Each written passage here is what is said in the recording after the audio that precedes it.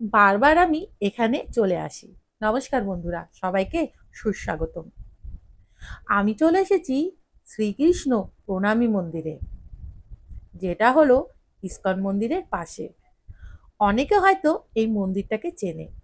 এই মন্দিরটার ভেতরটাও যেমন সুন্দর, বাইরেও ঠিক সুন্দর। এখানে অনেক রকম ফুল গাছ আছে, যেমন গোলাপি জবা, লাল জবা, আর বেশি ভালো লাগে যেটা সেটা হলো সাদা ধবধবে জবা ফুলটা।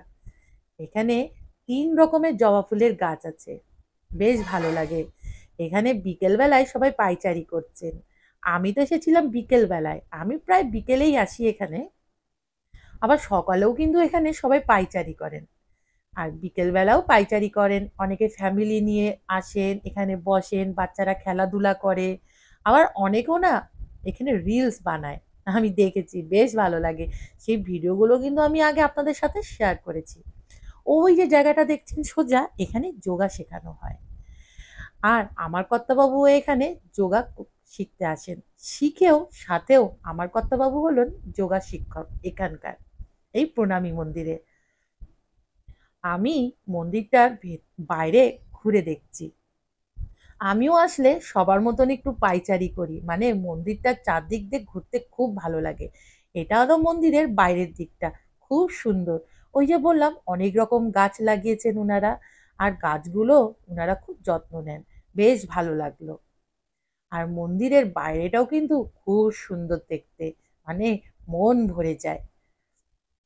ওই যে আমি প্রথমে বললাম এখানে আমি প্রায় আসি, এর আগেও কিন্তু আমি এই মন্দিরের ভিডিও আপনাদের সাথে শেয়ার করেছিলাম। এই যে আমাকে না বেশি ভালো লাগে এই রাধা কৃষ্ণের এই ফটোটা, খুব ভালো লাগে।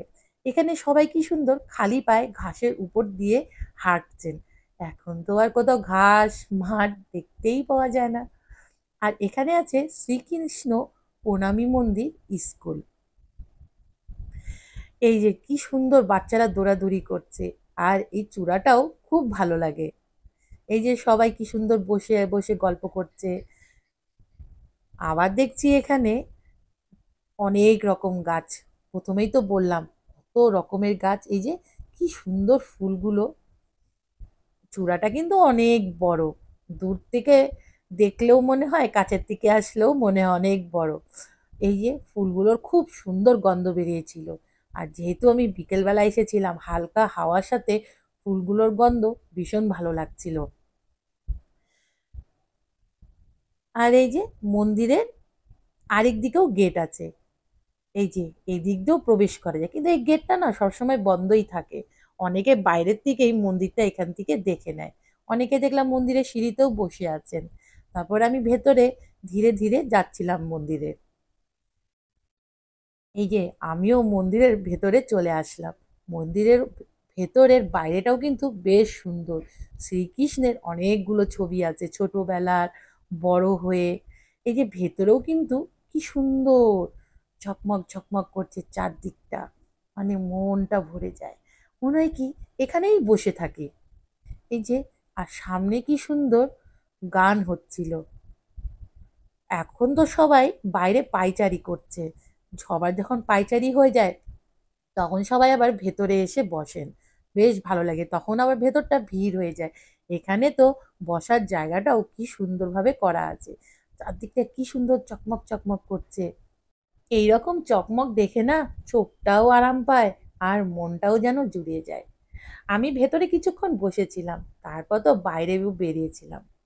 এখানে আপনারা হয়তো খেয়াল করবেন আমার ভিডিওতে, মাঠে অনেকে বয়স্করা বসেছিলেন একই জামা পরে, মানে একই রকমের জামা পরে। উনারা কিন্তু এখানেই থাকেন।